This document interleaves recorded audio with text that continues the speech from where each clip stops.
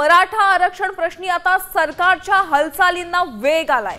मुख्यमंत्री देवेंद्र फडणवीस यांच्या अध्यक्षतेखाली वर्षावर बैठक सुरू आहे।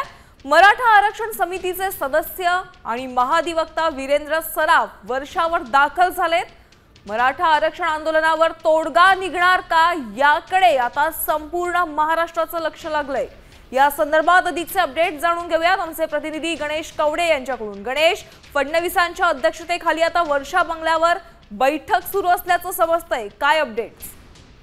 यामिनी, नक्कीच एकदम महत्त्वाची बैठक आहे ती सुरू झालेली पाहायला मिळते, कारण की या अगोदर मराठा उपसमितीची बैठक पार पडली आणि त्यानंतर मुख्यमंत्री यांच्या उपस्थितीमध्ये वर्षा निवासस्थानी ही महत्त्वाची बैठक पार पडते। कारण काय या अगोदर महाधिवक्ता वीरेंद्र सराफ यांच्याकडून देखील आहे की या दोन जे कोर्टाचे निकाल अगोदर दिलेले आहेत या संदर्भामध्ये कशा पद्धतीने पुन्हा एकदा जर मराठ्यांना सरसकट ओबीसी मधून आरक्षण द्यायचं झालं तर काय करावं लागेल या सगळ्या संदर्भामध्ये आहे ते बैठकीमध्ये चर्चा झालेली आणि आता थेट मुख्यमंत्र्यांसोबत देखील या सगळ्या संदर्भामध्ये आहे ती चर्चा होताना पाहायला मिळते। यामिनी, नक्कीच गणेश, आता बघावं लागणार आहे की मराठा आरक्षणावर आजच्या रात्री काही तोडगा निघतोय का हे बघणं अत्यंत महत्त्वाचं असणार आहे। धन्यवाद या सविस्तर माहितीसाठी।